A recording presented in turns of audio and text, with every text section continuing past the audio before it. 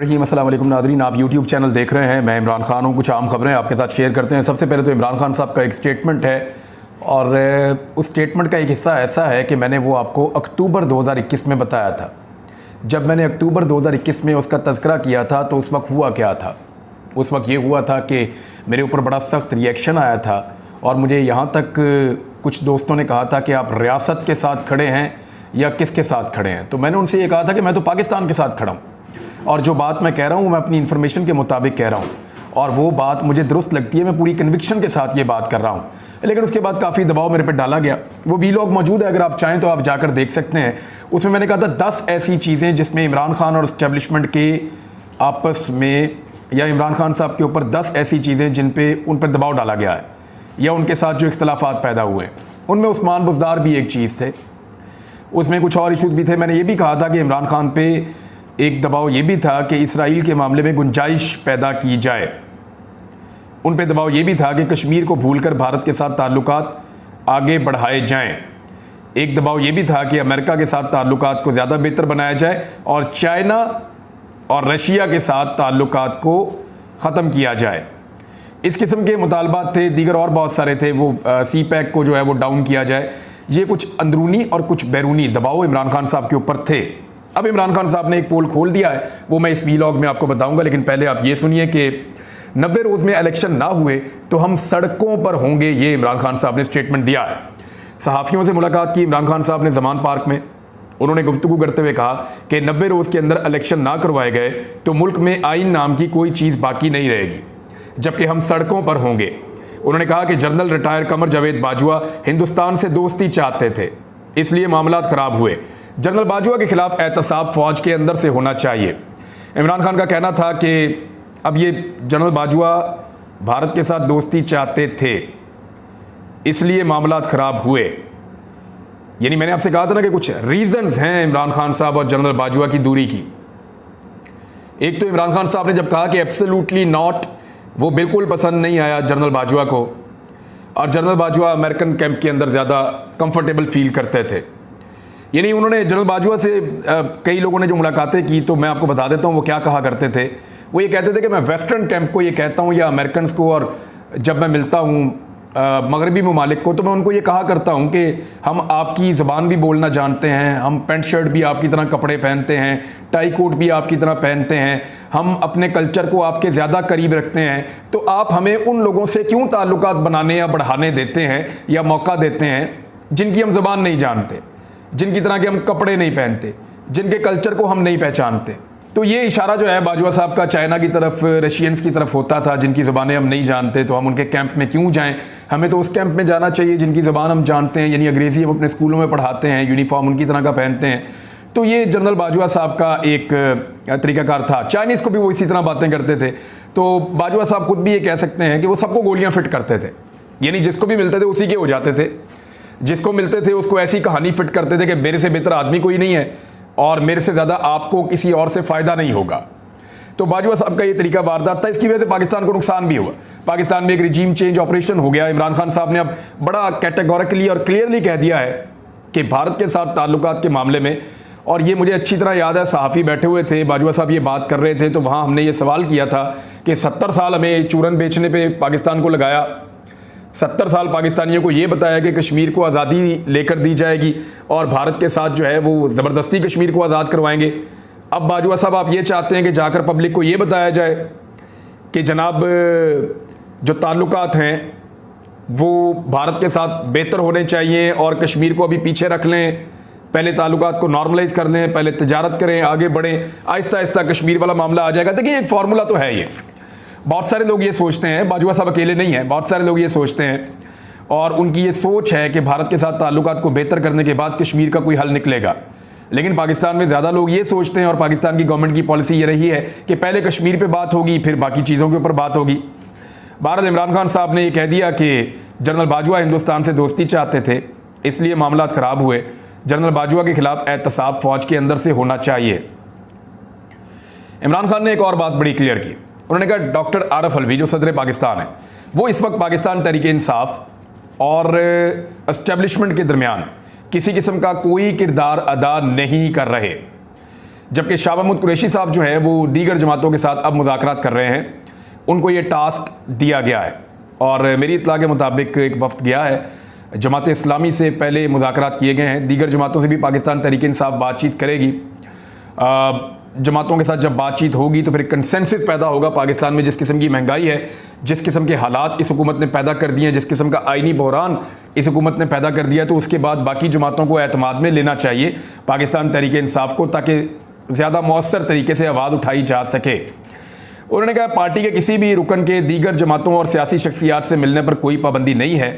एक सवाल के जवाब में इमरान खान ने कहा कि सुप्रीम कोर्ट ने पहले सो मोटो के ज़रिए, जब पहले सो मोटो लिया था तो उसके ज़रिए असम्बली बहाल कर दी थी, जो इमरान खान साहब ने तहलील कर दी थी, और उसके नतीजे में शहबाज शरीफ साहब की हुकूमत बन गई थी। तो उन्होंने कहा उस वक्त सो मोटो ठीक था। अब सुप्रीम कोर्ट ने इलेक्शन के लिए सो मोटो लिया है, तो ये लोग सुप्रीम कोर्ट के पीछे पड़ गए हैं। किस कानून के तहत तोड़ी गई पंजाब और केपी असम्बलियाँ बहाल हो सकती हैं? सवाल पूछा गया कि क्या खैबर पख्तूनख्वा असम्बलियाँ बहाल हो सकती हैं? तो इमरान खान साहब ने कहा किस कानून के तहत? कोई कानून मौजूद ही नहीं है जिसमें असम्बलियाँ वापस बहाल हो जाए। जो असम्बलियाँ तहलील हो गई हैं, अब वहाँ पे इलेक्शन ही हो सकता है। इमरान खान का कहना था कि निगरान वज़ीर आला पंजाब मोहसिन नकवी और IG पंजाब जराइम पेशा अफराद हैं। मेरी गैर मौजूदगी में मेरे घर पर हमला किया गया, इनके खिलाफ अदालत में केस दर्ज करवाने जा रहा हूँ। ऑलरेडी इमरान खान साहब ने इस मामले को आगे बढ़ाया हुआ, उनके वकील इसके ऊपर काम कर रहे हैं। लेट्स सी इसमें क्या होता है केस के अंदर। लेकिन जो सुप्रीम कोर्ट ऑफ पाकिस्तान के अंदर एक मामला पेंडिंग है, वहाँ पे ये सूरत हाल बहुत अजीब हो गई है। PDM की तमाम जमातों ने, जो हुकूमत के इत्तेहादी हैं, उन सब ने आपस में मुज़ाकरात किए हैं और सारे इकट्ठे होकर बैठे हैं।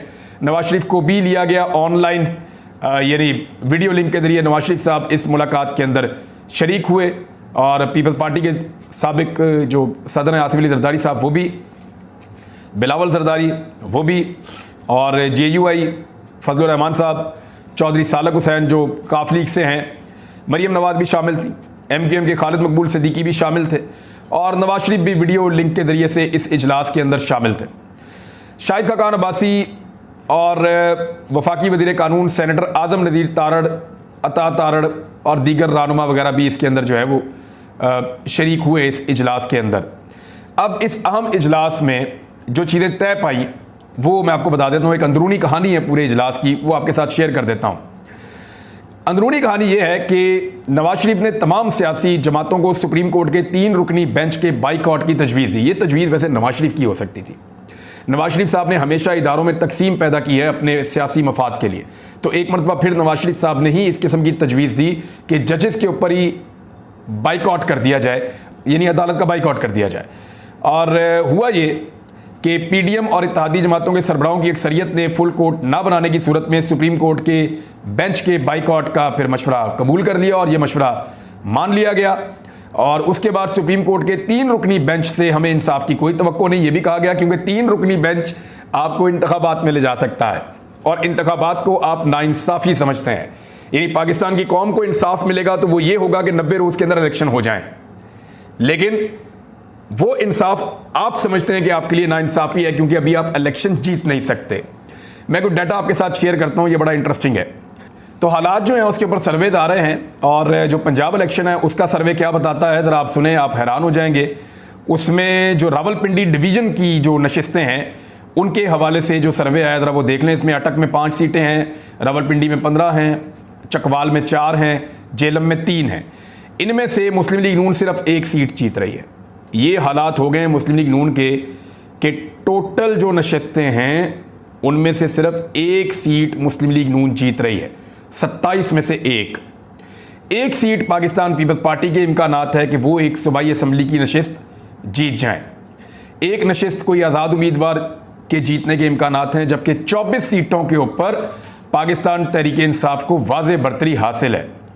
इसी तरह से जो बाकी सर्वेज आए हैं, मिसाल के तौर पे जो सरगोदा डिवीज़न का सर्वे है उसमें 21 नशिस्तें हैं, 21 में से 17 पाकिस्तान तहरीक इंसाफ जीत रही है, 3 मुस्लिम लीग नून जीत रही है, पीपल्स पार्टी कोई नहीं जीत रही, 1 नशिस्त के ऊपर आज़ाद उम्मीदवार आगे है। ये जी सरगोदा डिवीज़न का आप नतीजा देख लें।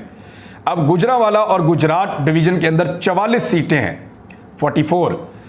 अच्छा, यहाँ पे जो है वो 31 सीटों के ऊपर पाकिस्तान तहरीक इंसाफ की वाज़े बरतरी है, वो जीत रहे हैं। PMLN 13 नशिस्तों के ऊपर जीत रही है।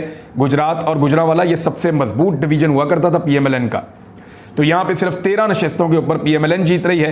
पीपल्स पार्टी कोई नहीं, आज़ाद उम्मीदवार कोई नहीं और दीगर भी कोई नहीं। तो ये हालात हैं यहां पे। इसके बाद आप आ जाएं जो पंजाब के टोटल इलेक्शन के अंदर सूरत क्या है। तो जो टोटल नशिस्तें हैं पंजाब में, उसमें से 220 से ज़्यादा सीटें पाकिस्तान तहरीक इंसाफ जीत रही है, 50 से कुछ ज़्यादा सीटें PMLN जीत रही है, यानी पूरी तरह दफन हो गई PMLN। इतनी बुरी हालत तो इनकी कभी भी नहीं थी जो इस वक्त सर्वेस के मुताबिक आ रही है। और ये रिपब्लिक policy.com का ये सर्वे है और ये थिंक टैंक है जिन्होंने ये सर्वे जारी किया है।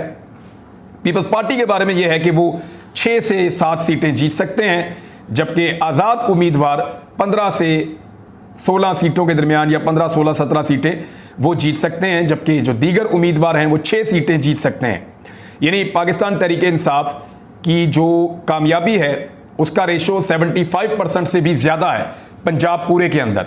जनूबी पंजाब ले लें, सेंट्रल पंजाब ले लें या आप अपर पंजाब ले लें, तो इस सूरत हाल में फिर इलेक्शन तो नाइंसाफ़ी लगेगा PMLN को और बाकी इत्तेहादी जमातों को, तो वो इलेक्शन से भाग रहे हैं। एक तजवीज़ ये भी है कि कुछ भी करके इलेक्शन का बाइकआउट ही कर दिया जाए, यानी इलेक्शन लड़ने से ही इनकार कर दिया जाए। जैसे अदालत का बाइकआउट कर रहे हैं, अगर फिर भी इलेक्शन में जाना पड़े तो फिर इलेक्शन का ही बाइकआउट कर दिया जाए। PMLN इलेक्शन लड़े ही ना। अगर इतनी बुरी हालत में इलेक्शन लड़ना है और हालत इतनी पतली होनी है तो क्या फ़ायदा इलेक्शन लड़ने का। PMLN हो सकता है कि इलेक्शन लड़े ही ना। इसके बारे में बड़ी संजीदगी से PMLN के हल्के आजकल गौर कर रहे हैं। पाकिस्तान तहरीक इंसाफ का मैंने आपको पहले बताया कि दीगर जमातों के साथ राब्तों का आगाज़ हो गया है, जबकि इलेक्शन की सूरत में पीपल्स पार्टी ने अपनी जो सेकंड टियर की क़यादत है उसको ये इजाज़त दे दी है कि वो अब PMLN के ऊपर जो है वो अटैक शुरू कर दें। जो पीपल्स पार्टी की दूसरे दर्जे की क़यादत है, MNAs हैं मुख्तलिफ या मुख्तलिफ अरकान हैं, वो अब आहिस्ता आहिस्ता PMLN पे तनकीद करना शुरू हो गए हैं। मंदुखेल साहब ने अभी हाल ही में आड़े हाथों लिया है मरियम नवाज़ को, राना सनाउल्लाह को और इसहाक डार को, और इनको फेलियर करार दिया है और इन्हें ये कहा है कि इन लोगों की वजह से बहुत नुकसान हो रहा है इत्तेहादी हुकूमत को। राना सनाउल्लाह से वजारत दाखिला और इसहाक डार से वजारत ख़जाना बिल्कुल नहीं संभाली जा रही। मरियम नवाज साहिबा हुकूमत की तमाम बुरी चीज़ों को डिसोन कर देती हैं और वो ये कहती हैं कि हम हुकूमत के अंदर हैं ही नहीं। तो ये बड़ी सख्त ज़्यादती है। और आहिस्ता आहिस्ता पीपल्स पार्टी जो है, क्योंकि माहौल जैसे जैसे इनको लगेगा कि इलेक्शन करीब आ रहा है, तो वो नूरा कुश्ती ज़रूर शुरू करेंगे PMLN के खिलाफ। लेकिन अवाम को आइडिया हो गया है कि ये सारे एक साथ मिले हुए हैं और एक तरफ अकेला इमरान खान पब्लिक के साथ खड़ा है और एस्टेब्लिशमेंट भी इमरान खान के खिलाफ है। फिलहाल जो नज़र आ रहा है वो तो यही है। वकला की तहरीक इस वक्त बहुत इंपॉर्टेंट शक्ल इख्तियार करती जा रही है। बज़ाहिर खामोशी दिखाई दे रही है, लेकिन ये एक तूफ़ान का पेश खैमा साबित हो सकती है।